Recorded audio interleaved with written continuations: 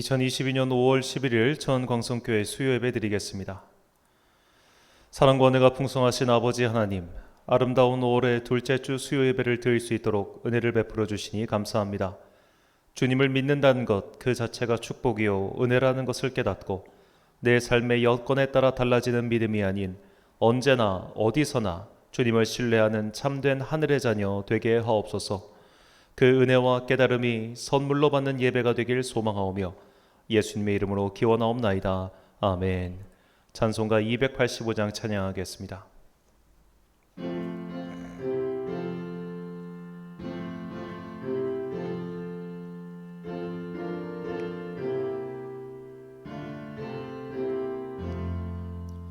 주의 말씀 받은 그날 참 기쁘고 복되도다. 이 기쁜 마음 못 이겨서 온 세상에 전하노라. 기쁜 날 기쁜 날 주 나의 죄 다 씻은 날 늘 깨어서 기도하고 늘 기쁘게 살아가리. 기쁜 날 기쁜 날 주 나의 죄 다 씻은 날 이 좋은 날 내 천한 몸 새 사람이 되었으니 이 몸과 마음 다 바쳐서 영광의 주를 섬기리. 기쁜 날 기쁜 날 주 나의 죄 다 씻은 날 늘 깨어서 기도하고 늘 기쁘게 살아가리. 기쁜 날 기쁜 날 주 나의 죄 다 씻은 날 이 사람 된 그날부터 늘 있어서 이 복된 말 전하느니 나의 본분 삼았도다. 기쁜 날 기쁜 날 주 나의 죄 다 씻은 날 늘 깨어서 기도하고 늘 기쁘게 살아가리. 기쁜 날 기쁜 날 주 나의 죄 다 씻은 날. 아멘. 예배를 위하여 기도하겠습니다. 사랑과 은혜가 풍성하신 아버지 하나님, 우리가 하루하루 살아갈 수 있다는 것이 모두 주님의 은혜임을 고백하는 이 수요일날 아침, 우리는 다시 한번 주님의 은혜의 전에 나와 당신의 복과 당신의 바람을 오직 바라며 이 자리에 나와 있습니다. 이 자리에 나온 우리 모두에게 주님의 은혜를 내려주시고 오직 주님만을 경배하며 주님의 말씀만을 바라보는 그런 주님께만 집중하는 시간 되게 하여 주옵소서. 우리가 이 땅을 살아가는 동안 우리의 눈은 자꾸만 세상의 헛된 것들을 바라볼 때가 너무나 많이 있습니다. 오직 성공만을 바라보며 오직 잘되는 일만 바라보며 오직 실패하지 않고 안정된 길만 걸어가려고 하는 습관이 우리에게 있습니다. 이 시간 우리가 말씀을 통하여 오직 주님만을 의지하며 살아가는 것이 무엇인지 깨닫게 하시고 이 땅에서 살아가는 동안 벌어지는 성공과 실패에 좌절하지 않고 주님께서 우리에게 원하시는 그 길, 우리 보고 가라시라고 하는 그 믿음의 길을 온전히 걸어갈 수 있는 당신의 자녀들 되게 하여 주옵소서. 흔들릴 때마다 믿음을 주시고 어려울 때마다 지혜를 주셔서 이 모든 난관을 극복하고 마침내 주님 앞에 서서 주님께 은혜의 면류관 받는 당신의 자녀들 되게 하여 주옵소서. 이제 주님의 말씀 듣습니다.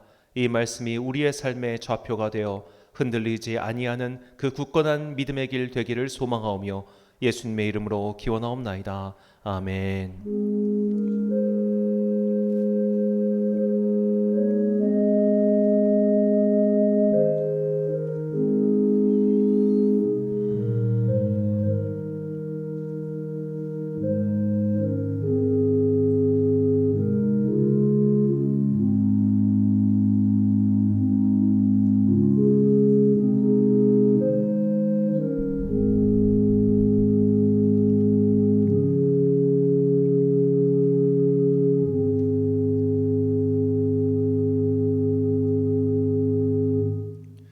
오늘 우리에게 주신 하나님의 말씀 열왕기하 23장 22절부터 27절까지의 말씀입니다.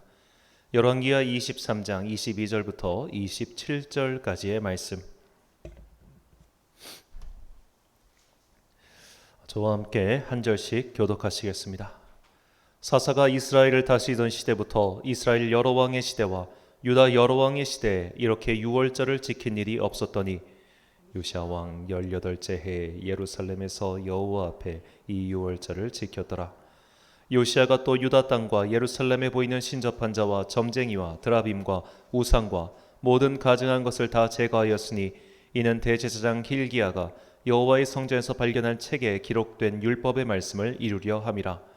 요시야와 같이 마음을 다하며 뜻을 다하며 힘을 다하여 모세의 모든 율법을 따라 여호와께로 돌이킨 왕은 요시야 전에도 없었고 후에도 그와 같은 자가 없었더라. 그러나 여호와께서 유다를 향하여 내리신 그 크게 타오르는 진노를 돌이키지 아니하셨으니 이는 므낫세가 여호와를 경노하게 한 그 모든 경노 때문이라. 여호와께서 이르시되 내가 이스라엘을 물리친 것 같이 유다도 내 앞에서 물리치며 내가 택한 이 성 예루살렘과 내 이름을 거기에 두리라 한 이 성전을 버리리라 하셨더라. 아멘. 쓸모없는 주님의 일은 없다라는 제목으로 하나님의 말씀 선포하겠습니다. 최근 인기를 얻고 있는 드라마 중 Again My Life라는 드라마가 있습니다. 악한 정치인과 싸우던 정의로운 검사가 결국 악한 정치인에게 패배해서 목숨을 잃고 말았습니다. 그런데 저승사자가 나타나 그에게 다시 인생을 살 수 있는 기회를 줬습니다. 그 기회의 조건은 그 악한 정치인을 제대로 심판하는 것이었습니다. 20살 때로 돌아온 그 검사는 새롭게 살게 된 인생을 그 악한 정치인을 잡는 데 집중합니다. 그 검사는 큰 악을 잡기 위해서는 단순히 법의 힘만 가지고는 안 되고 자신도 돈을 갖고 있어야 싸울 수 있다는 것을 깨닫고 이른 나이 때부터 돈을 벌기 위해 노력합니다. 그리고 주인공이 주목한 곳은 부동산입니다. 미래의 정보, 즉 앞으로 어떤 땅이 얼마나 오를지 알고 있었기 때문에 앞으로 급격하게 땅값이 오를 것을 주목하여 미리 구매하고 그 차익을 얻었죠. 자, 만약 우리가 이 드라마의 주인공처럼 미래의 정보를 알고 있다면 어떻게 될까요? 피할 수 있는 것은 최대한 피하고 고를 것은 골라놓는 그렇게 효율적인 투자를 하지 않겠습니까? 사실 우리 인생에서 얼마나 에너지 낭비가 많습니까?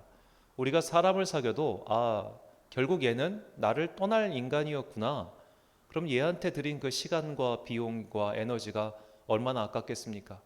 그렇다면 우리가 인생을 다시 산다면 나한테 꼭 필요한 사람한테는 정말로 투자를 많이 하고 결국 나를 등 돌리고 배신할 저 사람에게는 투자를 아예 하지 않는 그렇게 무언가를 고를 수 있는 그런 지혜로운 선택을 할 수 있겠죠. 주식 같은 경우도 폭락할 것에 투자했다가 같이 망하고 또 아파트 같은 경우도 결국 떨어질 것에 투자하는 것이 아니라 정말로 이렇게 좋은 것들, 망하지 않을 것들만 골라서 투자할 겁니다.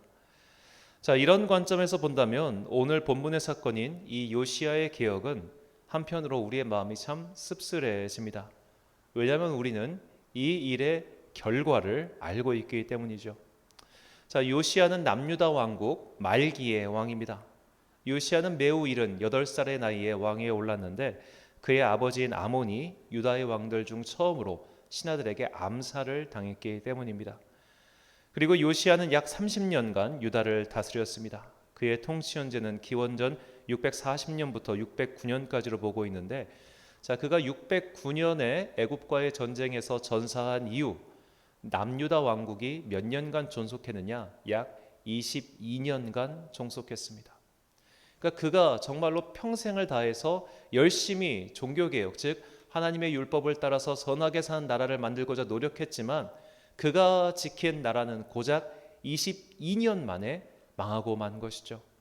그래서 사실 남유다의 나머지 왕들, 그러니까 요시야 사후 이어진 4명의 왕들은 모두 요시야의 아들 혹은 손자였습니다. 자, 요시야 이후 여호와스와 여호야김 그리고 마지막 왕인 시드기야가 모두 요시야의 아들이었습니다. 그러니까 그의 개혁은 고작해야 한 세대도 넘지 못하고 모두 좌초되고 말았다라고 볼 수 있겠죠. 결국 그는 망할 곳에 투자해서 망한 것을 회수했다라고 볼 수도 있겠습니다. 이렇게 우리가 20년 만에 망할 것이라면 혹은 내 다음에 망할 것이라면 그 누가 과연 투자를 하겠습니까? 본문 25절과 26절 말씀입니다. 요시아와 같이 마음을 다하며 뜻을 다하며 힘을 다하여 모세의 모든 율법을 따라 여호와께로 돌이킨 왕은 요시아 전에도 없었고 후에도 그와 같은 자가 없었더라. 그러나 여호와께서 유다를 향하여 내리신 그 크게 타오르는 진노를 돌이키지 아니하셨으니 이는 므낫세가 여호와를 경노하게 한 그 모든 경노 때문이라. 아멘. 자, 요시아는 전무후무할 정도로 유월절 예식을 제대로 지켰습니다. 그리고 전무후무하게 여호와의 율법을 굳건히 지킨 왕이었습니다. 자, 그런데도 유다 왕국은 망했습니다. 자, 그렇다면 그가 그렇게 열심히 지켰던 그 여호와의 율법, 그가 그렇게 열심히 지켰던 유월절 제사 등은 도대체 무슨 의미가 있는 걸까요? 자, 우리는 여기서 한 영화의 대사를 생각해 볼 수 있습니다. 끝날 때까지는 끝난 게 아니죠. 우리는 성경 전체에서 이 요시아의 종교개혁이 앞으로 어떤 열매를 맺게 되는가를 주목해서 봐야 합니다. 먼저 요시아의 종교개혁의 시작은 바로 그가 예루살렘 성전에서 여호와의 율법을 발견한 것부터 시작합니다. 열왕기하 22장 8절 말씀, 대제사장 힐기야가 서기관 사반에게 이르되 내가 여호와의 성전에서 율법책을 발견하였노라 하고 힐기야가 그 책을 사반에게 주니 사반이 읽으니라. 자, 이때는 요시아가 나라를 다스린 지 18년째 되는 날이었습니다. 그의 나이 26대 일이죠. 자, 그때 예루살렘 성전을 보수하다가 그곳에서 여호와의 율법책을 발견합니다. 자, 이것은 마치 이 수백 년 된 그 수도원에서 옛날 성경 사본을 발견하는 것과 그런 마찬가지 발견이라고 볼 수 있습니다. 자, 우리가 한 집에서 뭐 십수년 이상 살면은 그 집안에서도 잃어버리는 물건이 있잖아요. 자, 그런 식으로 이 사람들이 여호와의 율법책을 잃어버렸던 겁니다. 그만큼 여호와의 율법을 등한시하고 살아온 세월이 수백 년이라는 거죠. 자, 그 수백 년 만에 여호와의 율법책, 즉 신학자들은 이 율법책을 신명기 법전이라고 생각하고 있습니다. 자, 신명기 말씀이라고 일단 단정지어 생각해 봤을 때 이 신명기 율법을 발견한 거예요. 그 신명기 율법에 따라서 자신들 행위를 돌이켜 보니 정말 여호와의 율법을 제대로 지킨 것이 하나도 없는 겁니다. 자, 그래서 그때부터 이 유월절 제사를 제대로 지키기 위해서 고분분투하고 열심히 싸워온 것이죠. 하지만 망했습니다. 그런데 이 여호와의 율법책을 발견한 것이 어떤 나비 효과를 불러일으키는지는 바로 우리가 에스라서에 가서 확인할 수 있습니다. 그들이 여호와의 율법책을 발견했지만 그들은 23년 만에 바벨론의 손에 의해서 멸망당하지요. 그리고 이 여호와의 율법책을 읽을 만한 지식인들, 귀족층들은 모두 바벨론으로 끌려갑니다. 그럼 그들이 거기서 여호와의 율법책을 버렸느냐? 그것이 아니라 바로 에스라와 같은 자가 그곳에서도 여호와의 율법책을 열심히 연구한 것이죠. 에스라 7장 6절과 그리고 10절 말씀입니다. 이 에스라가 바벨론에서 올라왔으니 그는 이스라엘의 하나님 여호와께서 주신 모세의 율법에 익숙한 학자로서 그의 하나님 여호와의 도우심을 입음으로 왕에게 구하는 것은 다 받은 자이더니 에스라가 여호와의 율법을 연구하여 준행하며 율례와 규례를 이스라엘에 가르치기로 결심하였었더라. 아멘. 자, 이 에스라의 손에 의해서 탄생한 그가 저술한 성경책을 보통 역대기 상하라고 말하고 있습니다. 그리고 오늘날 구약 성경의 거의 뼈대를 이 에스라가 만들어 놓지요. 즉 요시야 때 발견한 이 신명기 율법서가 언제 꽃을 피우냐면 150년이 지난 이후에 에스라의 손을 통해서 비로소 그 열매를 맺게 됩니다. 그런데 이렇게 또 에스라가 열심히 여호와 율법을 연구하고 백성들에게 가르쳤지만 이것 또한 열매를 맺지 못하다가 언제 열매를 맺게 되느냐? 400년이 지난 이후에 드디어 구약 성경이 완성이 돼요. 자, 우린 여기서 하나님의 일이 언제 열매를 맺는지 그 귀한 깨달음을 얻을 수 있습니다. 내가 지금 열심히 노력하고 있는 주님의 일의 결과가 내 때에 열매 맺지 못할 때도 있습니다. 오히려 내 때에는 내가 한 모든 일들의 결과가 망할 수도 있습니다. 하지만 그 일의 결과는 언젠가는 주님의 때에 주님의 방법으로 열매 맺게 된다는 것이죠. 자, 이 섭리를 깨달은 바울이 그의 제자 디모데에게 다음과 같이 가르칩니다. 디모데후서 4장 2절 말씀. 너는 말씀을 전파하라. 때를 얻든지 못 얻든지 항상 힘쓰라. 범사에 오래 참음과 가르침으로 경책하며 경계하며 권하라. 아멘. 자, 바울의 인생을 생각해 보십시오. 그가 10대 시절에 내가 60대가 되면은 하나님의 말씀을 전하다가 목이 잘려 죽을 거야 라는 계획을 세웠겠습니까? 그의 10대 시절엔 아마 그의 인생의 계획은 전혀 다른 계획이었을 거예요. 내가 이제 다수에서 예루살렘으로 유학을 와서 여기서 유명한 사람에게 사사를 받아가지고 나도 유다 민족의 지도자가 될 거야 라는 생각을 품었으니까 그런 인생 계획을 세웠겠죠. 우리가 바울의 최후를 상상하고 그의 인생 전반부를 돌이켜보면 그의 인생 전반부는 사실상 시간 낭비였습니다. 그가 주님을 만나기까지 30대 시절이 사실상 시간 낭비와 마찬가지였다는 거죠. 그리고 그가 주님을 만난 이유는 또 어떻습니까? 그는 안디옥에서 복음을 전한 이후에 예루살렘으로 가서 사도들을 만납니다. 그 이후 그는 무려 14년 동안이나 고향의 칩거 상태로 머물러 있습니다. 주님을 만났는데 그리고 복음을 전했는데 그 일의 결과가 14년 동안의 칩거였어요. 그가 주님의 일을 본격적으로 하는 것은 그가 나중에 바나바와 함께 안디옥 교회 공동 담임 목회자가 된 이후에서부터였습니다. 자, 그것을 감안할 때 그의 인생에는 시간 낭비처럼 보이는 세월이 무려 46년 내지 7년입니다. 그는 40대 중반까지 어떻게 보면 복음 전도자로서 효율적인 인생을 살았다고 볼 수가 없어요. 자, 예전에 그 대전의 중문침례교회 그 장경동 목사님이 굉장히 재미있는 얘기를 하셨습니다. 그분이 탁구를 참 좋아하시는데 이제 프로 코치한테 탁구를 치다가 자기가 실력이 좀 느니까 이 김 코치 나랑 한 게임 좀 뛰세 그런 거예요. 근데 김 코치가 이렇게 대답하는 겁니다. 목사님은 저를 절대로 이길 수 없다고. 그러니까 이분이 이게 호승심이 돋아가지고 아니 당신이 교회를 안 다녀서 그렇지 믿는 자에게 능치 못함이 없다고 한판 붙자고 해가지고 21대 빵 21대 빵 21대 빵으로 졌대요. 왜 그분이 이 장경동 목사님이 그렇게 탁구를 좋아하고 정말 탁구를 오래 쳤는데도 그 코치를 못 이겼냐? 그 코치는 어렸을 때부터 그 일을 한 사람이고 자기는 나이 먹어서 그 일을 하니까 구력이 생기더라도 어릴 때부터 한 사람을 당해내지 못했다는 거죠. 그래서 그분이 주님의 일을 할 사람은 좀 어릴 때부터 훈련을 받아가지고 해야지 잘한다 이런 말씀하셨습니다. 모두가 다 이 말에 동의를 할 겁니다. 기왕 할 거면 어렸을 때부터 훈련을 잘 받아서 하는 게 낫지 왜 나이 먹어서 쓸데없이 시간 낭비하다 그때 하냐 이 말이죠. 바울의 인생이 이런 인생이었다는 겁니다. 이런 관점에서 봤을 때 나중의 관점에서 봤을 때 그의 전반부는 되게 쓸모없는 시간처럼 보여요. 하지만 바울은 알고 있었을 겁니다.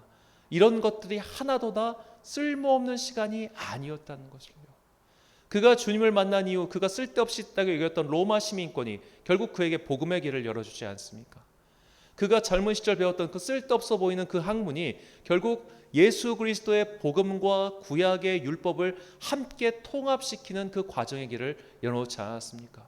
그래서 혹자는 말하기를 기독교의 시작은 예수님이지만 기독교를 만든 사람은 바울이라고 말을 해요. 그 정도로 그는 어떻게 보면 한 종파의 시작을 알린 사람이라고 그 뼈대를 만든 사람이라고 볼 수 있었습니다. 결과적으로 봤을 때 그의 인생에 버릴 만한 것이 아무것도 없었어요. 기록이 되어 있지 않지만 어쩌면 그가 14년 동안 칩거했기 때문에 그는 정말로 사울에서 바울의 인생으로 변했다고도 볼 수 있습니다. 이것이 오늘 우리에게 주시는 하나님의 말씀입니다. 우리가 주님 안에 있을 때 우리에게 버릴 것은 아무것도 없습니다. 지금 쓸모없어 보이고 지금 결국 내가 하는 이 일이 실패로 돌아갈 것처럼 보여도 하나님께서는 그것을 당신의 때에 아름답게 열매 맺으신다는 겁니다. 그러므로 우리에게 정말 중요한 것은 내가 하는 이 일이 실패하지 않을까, 내가 하는 일이 결국 쓸모없는 일이 되지 않을까, 이것을 염려하는 것이 아니라 일의 결과는 주님께 맡기고 나는 오늘 내가 해야 할 일을 묵묵히 하는 것, 바로 그것이죠. 이제 다음 주 오후 2시에 국회 앞 광장에서 차별금지법 제정 반대를 위한 집회가 열립니다. 제가 아는 목사님들도 이 집회를 위해서 열심히 성도들을 독려하고 계십니다. 이분들이 걱정하는 것은 현재 다수당인 민주당이 이 검수완방법을 통과시키듯 차별금지법을 통과시킬까 봐 우려하며 이런 집회를 열어서 또 이제 많은 기독교인들의 참여를 독려하고 계시죠. 자, 그런데 이 기독교인들 내부에서도 이 차별금지법 제정을 반대하는 목소리가 그다지 높지 않습니다. 올해 1월에 이제 매일 종교 신문이라는 곳에서 설문조사가 나왔는데요. 차별금지법 제정을 반대하는 기독교인 목소리가 불과 1년 사이에 7%가 줄었고 판단을 유보하는 것도 7%가 늘었습니다. 그러니까 이제는 더 이상 목사들과 다르게 성도들의 생각에는 이 차별금지법 저걸 왜 이렇게 난리야 하는 분들이 정말 많이 늘었다는 겁니다. 저는 아마도 그리고 이 일을 하시는 분들도 이 전 세계적인 흐름 속에서 이 차별금지법의 제정을 막는 것이 불가능하다는 것을 어쩌면 어려울 수 있다는 것을 이분들도 아실 겁니다. 이분들이 바보입니까? 오히려 저 같은 사람보다 이에 대해서 훨씬 더 많이 알고 계시겠죠. 그럼에도 불구하고 이분들은 지금 씨앗을 뿌리는 겁니다. 열매를 맺는 것은 주님의 때에 주님께서 하실 것이고 나는 그저 믿음과 양심에 따라 이 일을 하고 있는 것이죠. 우리가 바로 이런 삶의 자세를 배워야 됩니다. 꼭 성공할 일만, 꼭 투자해서 실패하지 않을 것만 그렇게 효율적으로 어게인 마이 라이프에 나오는 그 사람처럼 버릴 건 버리고 취할 것은 취하면서 오직 그것만을 위해서 목적만을 위해서 달려가는 것은 우리가 할 바가 아니라는 거예요. 우리는 지금 이 일이 언제 어떻게 열매를 맺을지 모르기 때문에 그리고 그 일은 하나님께 달려있기 때문에 때를 얻든지 얻지 못하든지 성도로서 해야 할 일을 마땅히 할 뿐입니다. 자, 우리 교회는 이제 오는 7월 29일부터 30일까지 초막절 축제를 엽니다. 1박 2일 동안 초등학생들 대상으로 정말 믿음의 다음 세대를 키우기 위한 집회를 시작하죠. 근데 이것을 하면서 이 불안한 마음이 왜 없겠습니까? 돈은 돈대로 드리고 고생은 고생대로 하는데 아무 결과가 없으면 어떡하지? 부터 시작해서 오히려 더 안 하니만 못한 결과가 오면 어떡하지? 그런 불안이 왜 없겠습니까? 하지만 일의 성과는 하나님께 맡기고 우리는 그저 할 뿐인 거예요. 우리는 그저 순종하며 이 일을 할 뿐입니다. 그러므로 모든 믿음의 사람들이 한결같이 고백하는 것이 무엇이냐? 이 일은 하나님께서 하셨다라고 고백하는 것이죠. 하나님께서 이 일의 결과를 이루신 것이지 나는 그저 씨앗을 뿌렸을 뿐이야 라고 대답하는 겁니다. 자, 그래서 이 믿음의 진리를 깨달은 시편 기자가 다음과 같이 노래합니다. 시편 37편 3절부터 7절까지 말씀 다 같이 읽겠습니다. 시작. 여호와를 의뢰하고 선을 행하라. 땅에 머무는 동안 그의 성실을 먹을거리로 삼을지어다. 또 여호와를 기뻐하라. 그가 내 마음의 소원을 내게 이루어 주시리로다. 내 길을 여호와께 맡기라. 그를 의지하면 그가 이루시고 내 의를 빛같이 나타내시며 내 공의를 정오의 빛같이 하시리로다. 여호와 앞에 잠잠하고 참고 기다리라. 자기 길이 형통하며 악한 꾀를 이루는 자 때문에 불평하지 말지어다. 아멘. 사랑하는 천안광성교회 성도 여러분, 그리고 이 예배를 함께 드리시는 귀한 주님의 자녀 여러분, 우리는 미래를 예측 가능하는 투자자들이 아닙니다. 손해보지 않을 것들만 골라서 투자할 수 있는 그런 귀재들도 아닙니다. 지금 하는 일이 안 좋은 결과로 돌아올 수도 있습니다. 신앙인의 양심에 따라 정직하게 기업을 운영하다가 망하는 이들도 적지 않습니다. 최선을 다하여 의를 행하였으나 오히려 곤경에 처하는 이들도 분명 있습니다. 선을 행하다가 낙심하지 말라고 하셨지만 선을 행할 때마다 손해보고 낙심하는 일들만 경험하는 사람도 분명히 있습니다. 그러나 우리는 일의 결과를 미리 예측하여 고민할 필요가 없습니다. 어차피 우리는 미래의 일을 모르기 때문입니다. 그리고 일의 성패는 오직 주님께 달려 있습니다. 요시야의 개혁은 결국 150년의 세월이 지나 에스라를 통해서 열매를 맺었습니다. 에스라가 열심히 하나님의 율법을 가르친 것 또한 수백 년의 세월이 흘러 로마 제국 세월이 흘러 구약 성경의 편찬으로 열매를 맺었습니다. 바울이 전한 복음의 능력 또한 수백 년의 세월이 흘러 로마 제국의 견고한 벽을 무너뜨렸습니다.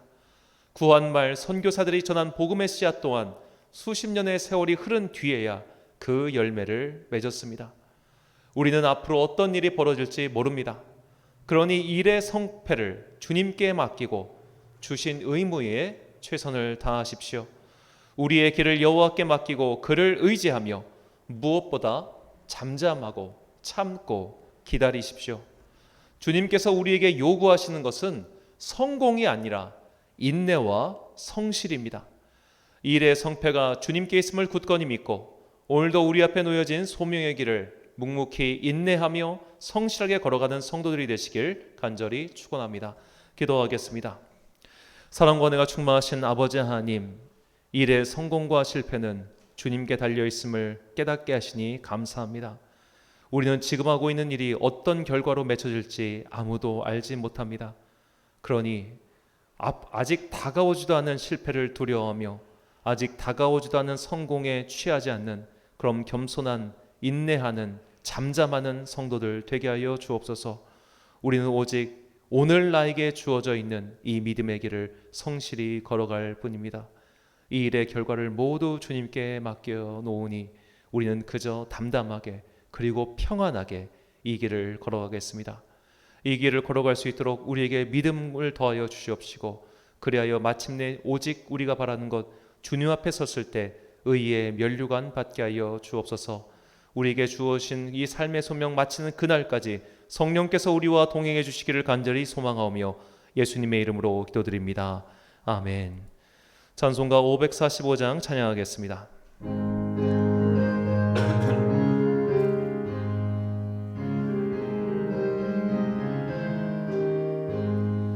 이 눈에 아무 증거니 배어도 믿음만을 가지고 선을 걸으며 이 귀에 아무 소리 아니 들려도 하나님의 약속 위에 서리라.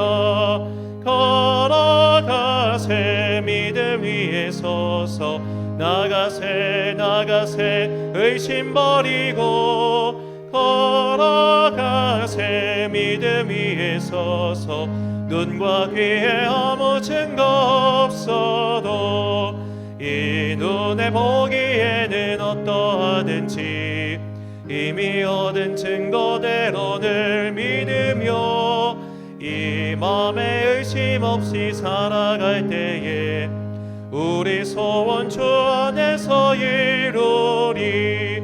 걸어가세 믿음 위에 서서 나가세 의심 버리고 걸어가세 믿음 위에 서서 눈과 귀에 아무 증거 없어도 주님의 거룩함을 두고 맹세하. 주 하나님 아버지는 참 미쁘다. 약속 믿는 자에게 능치 못할 무슨 일이 있을까. 걸어가세 믿음 위에 서서 나가세 의심 버리고 걸어가세 믿음 위에 서서 눈과 귀에 아무 증거 없어도. 주기도문 하심으로 예배를 마치겠습니다. 하늘에 계신 우리 아버지, 아버지의 이름을 거룩하게 하시며 아버지의 나라가 오게 하시며 아버지의 뜻이 하늘에서와 같이 땅에서도 이루어지게 하소서. 오늘 우리에게 일용할 양식을 주시고 우리가 우리에게 잘못한 사람을 용서하여 준 것 같이 우리 죄를 용서하여 주시고 우리를 시험에 빠지지 않게 하시고 악에서 구하소서. 나라와 권능과 영광이 영원히 아버지의 것입니다. 아멘.